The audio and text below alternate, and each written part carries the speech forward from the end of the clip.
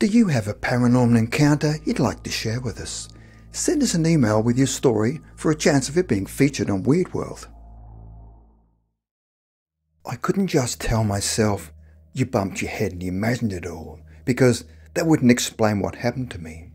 Besides, I didn't black out, nor did I hit my head. I had only dislocated my shoulder and had a few scrapes on my legs. I recovered pretty quickly after the accident, but what I had seen still haunted me. It was utterly inexplicable, leaving me with more questions than I could ever comprehend. I believe I have seen a different world. Not like an afterlife with a light at the end of the tunnel, but something else entirely. I dubbed it the empty world, a dull imitation of our reality. I remember everything vividly from my time there, which is how I know it wasn't a dream. Dreams aren't that detailed and coherent. I've been trying to recall all the strange things I witnessed there, and as certain as one can be about their own experiences, I'm not making any of it up. The incident happened a few months ago when I just returned from a 3-day business trip to Brazil.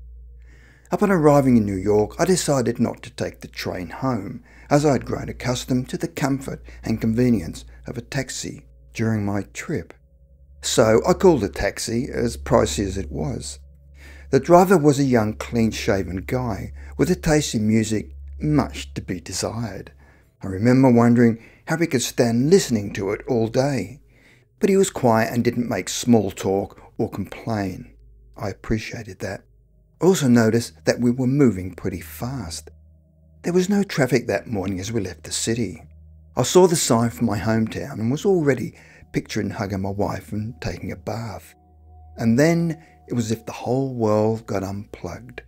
In an instant, the dashboard lights went off, the street lights vanished, and the music stopped. The engine went quiet, but the car kept going at the same speed, with only the sound of the tyres on the road able to be heard. We were on an empty road. I couldn't believe it and looked back at the driver to see if he'd noticed it too. But my driver, his face was on the steering wheel. Before I could grasp the gravity of the situation and take action, everything around me went completely dark. It was like falling into a black hole, devoid of any sound or sensation. Then I vanished too. I don't know how long it took before I woke up, and from that point on, I completely lost track of time. I saw a grey, empty expanse before me, a completely uniform shade across the entirety of it. Even on a cloudy day, I'd never seen the sky such a uniform shade of grey. It was just the void, seemingly the same in every direction. It was at this moment that I noticed that I was lying on a clean, smooth pavement as well.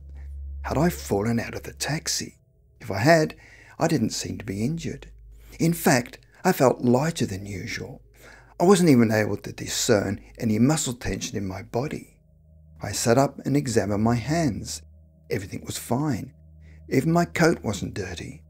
Once I was sure I was okay, I looked around. A road with no cars. The houses were there, but almost all of the windows were wide open. Or so I thought at first. Later, I realised most of them didn't even have any windows at all. Some had missing vents, and some only had a frame with glass. The trees were strange too. They were more like trunks, with a few thick, truncated branches, not like they had been cut, but rather undrawn. The ends of the branches were blurry, like a poorly resolved photograph. I blinked my eyes, thinking I was seeing things, but I couldn't make out the ends of the branches. There were no thinner branches or leaves on the trees. Where had all the fallen leaves gone? There was also a grassy alley that I knew well, but the only visible ground there was hard, smooth dirt. I stood up and walked straight down the empty highway, avoiding the alley. Another observation. Since arriving here, I hadn't spotted a single other person. Although one might have expected apocalyptic speculations to flood my mind, for example, that a nuclear war had started or that the entire city had been evacuated, I quickly realised that this place, although it looked like my city, wasn't it. Something in me just knew that it was a different reality. Although I'd never been one to speculate over the paranormal or parallel worlds, Some primal intuition in me grasped the situation immediately. A short while later, I began to hear what I came to call the noise from above for the first time. It's hard to describe, but the sound began snappy and buzzy like a flexing spring, but with a deeper, fuller tone about it. This would then be followed by a rumble, similar to the aftermath of an explosion, and then into a sound reminiscent of prolonged trumpet blasts, and finally, just thunder. It wasn't loud, but it made my insides quiver. During my time in the empty world, I heard these sounds a few more times. The phenomenon had one eerily defining characteristic about it. As it occurred, literally everything in the world fell into silence. Just before the noise from above, I stopped hearing my own footsteps. On another occasion during the noise, I snapped my fingers next to my ear and heard nothing. When I heard the noise from above for the first time, I just stepped off the road. It felt unsettling to be out in the open, with it emanating overhead. I wanted to find shelter under a roof. I recognised the street. It was an area with new construction, where brand new 17-storey buildings stood tall. Then I noticed that the buildings not only had no windows, but also no doors. On the ground floor of one high-rise at the entrance of a doorless store, there were legs from a trash can, but the can itself was missing. Inside, there were only empty shelves. I didn't go in. I just stood in the doorway. Was I scared? Well, I certainly felt uneasy, but didn't panic. I hoped it was all a dream, and somehow something in me told me that it would all be over soon. Eventually, though, after some time passed, I even found myself feeling curious and wanting to learn and remember as much as possible. Walking past the vacant shops, I turned into an archway and into the courtyard. There was a playground there, a swing set without swings, and another couple of play structures missing moving parts. The slide and benches were still intact though. Then I thought that was it. I'd spotted a pattern. The empty world didn't seem to have any moving parts. However, as I checked out the parking lot, I soon realised that this wasn't true. There were a couple of cars there, ones that had been parked in the yard for years. They were old, rusty, and with flat tyres. They had everything: doors, wheels, and windows. If you're still taking my account seriously at this point, I'd like you to think about why the empty world was missing certain items, and yet continuing to present others. That did, after all, seem to be the central mystery of this place. Its defining nature.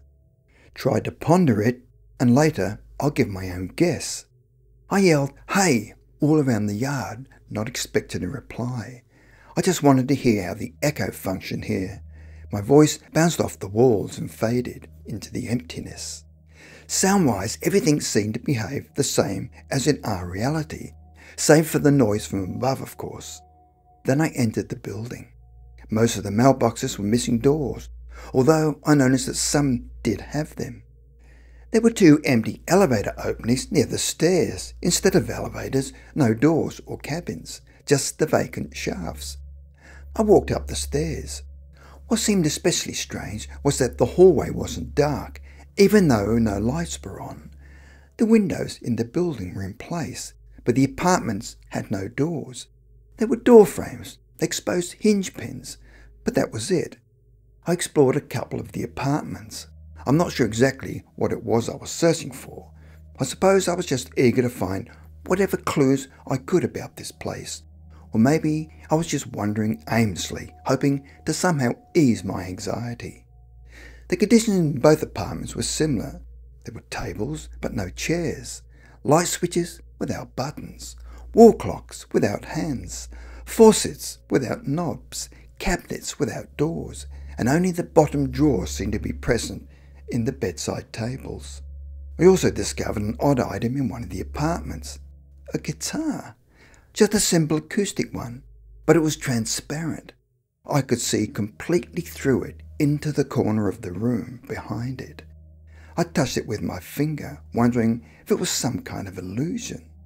The guitar fell to the floor with a distinct crashing sound and shattered into several pieces. Then the same noise from above sounded again. It had caught me off guard. I shuddered, and a thought raced through my mind. What am I doing here? Suddenly, I started to doubt my earlier assurance that this would all be over soon. For the first time since arriving here, I began to truly feel afraid and was starting to worry that I might be stuck in this empty world forever. Under the stairs of the building, I found an old rusty gas key and took it with me. It's not that I thought I'd need it for protection, but holding a piece of metal in my hand made me feel more secure, though it's hard for me to say why. Once back outside, I found myself wandering north towards the older part of the city, drawn towards home, even though I knew I wouldn't find anyone there.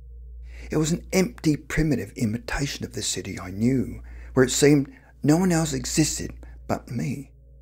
As I walked down the main street, or Broadway as it's commonly known, I noticed another peculiar phenomenon. The low buildings around me were suddenly bathed in yellow sunlight, and yet the sky remained unchanged, an endless grey void with no discernible light source. Had the light somehow leaked from my world over to this one? Then something strange happened with the gas key. It became soft like clay and began to droop in my hand. I held it up to inspect it, and it bent like rubber. Bizarre. It had been hard and cold. How could this happen? I tossed the key to the ground and it made a clattering sound, leaving a silvery residue on my arm. My head began to feel foggy, making it hard for me to think. I began to notice myself blinking my eyes frequently, and a feeling of drowsiness quickly took hold. Once again, the noise from above echoed. I stopped to rest at a hotel that had closed 15 years prior. Interestingly, this hotel still had old windows and in wooden frames and boarded up doors. I couldn't catch my breath, and breathing became increasingly difficult. Suddenly, I heard voices, male voices, very close by. I listened intently to see if I was imagining things, but sure enough, 3 men appeared from around the corner. One was young, around 25, and the other 2 were about my age. They were all dressed in camouflage outfits, like fishermen or hunters, and wore berets. They walked across the street without glancing at me. I couldn't believe my eyes. These were real living people. The city seemed more washed out than it should have been, like a faded photograph. I hadn't noticed until that moment how dull the colours were here.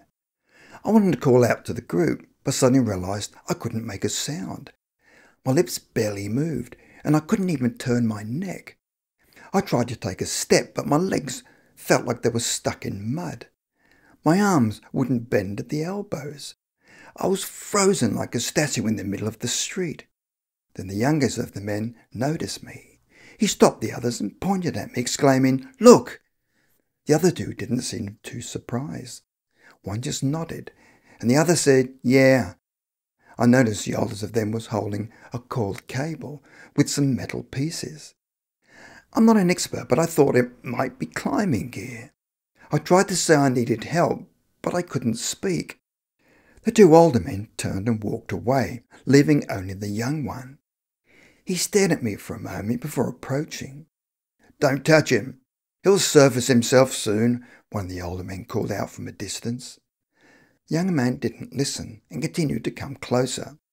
"Put on gloves," the other man shouted. "Yeah, I know," the young man responded irritably. First he took out a pair of glasses from his pocket, then put them on, and carefully examined my face. I could only move my lips helplessly. Mumbling something under his breath, the guy took a simple household glove from his pocket, put it on, and with a gentle touch, he pulled me out of the world. I couldn't believe it.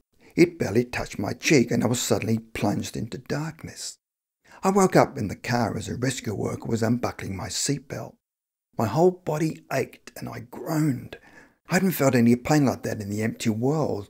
Really not much of any kind of pain at all, in fact. It turned out that my car had sped into a ditch, taking out a fence in the process.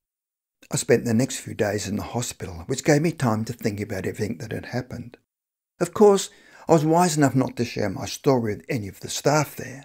The last thing I needed was them questioning my mental health and sending me in for additional tests. So, what are my thoughts on what happened to me? Well, from my perspective, Most likely, the empty world is a kind of reflection of our reality.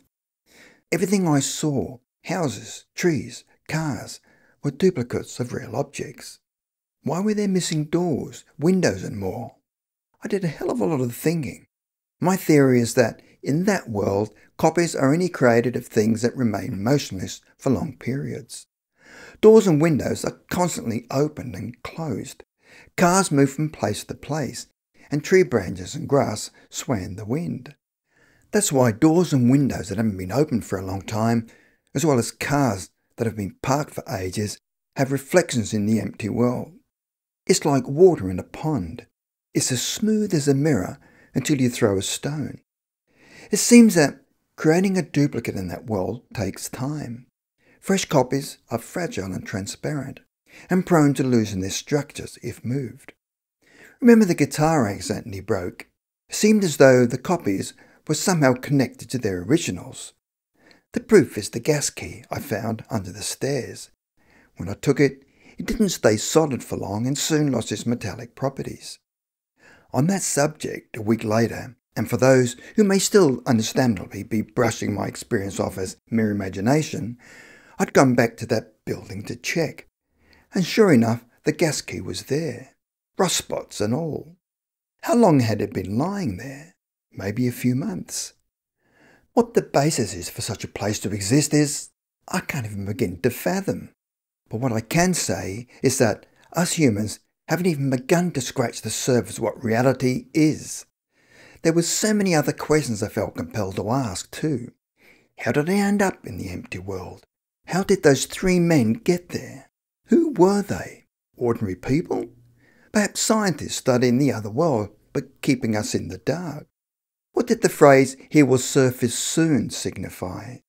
Are such occurrences not unusual? And why did I seem to freeze when those three appeared on the street? And why couldn't they touch me without a glove? As for my questions about the world itself, what was the source and nature of that same bizarre cacophony of sounds that emanated periodically from above? And how was the empty world able to remain lit despite no discernible source of light? Again, I have no clue and won't even try to guess. The harsh truth is that I will most likely never know the answers to any of these questions. While in the hospital, I tried several times to discuss it with the taxi driver. He was hurt worse than me, having hit his head hard and broken some ribs.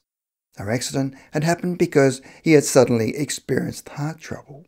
But why? And why did I pass out before the crash? The taxi driver couldn't provide any answers. Most of his memories from that day were gone. He only remembered accepting the call and heading to the airport. He didn't even recognise my face, though he later claimed that he did. I have my suspicions that he was lying to me, but I can only speculate. I've only told a few close family and friends of this ordeal. Clearly, it's not typical for a 40-year-old man to talk about such strange, anomalous experiences. Soon after the experience, I decided to tell my wife, and thankfully she believed me. She didn't doubt my mental health, although for most part the incident had little impact on my life. I did notice one interesting change.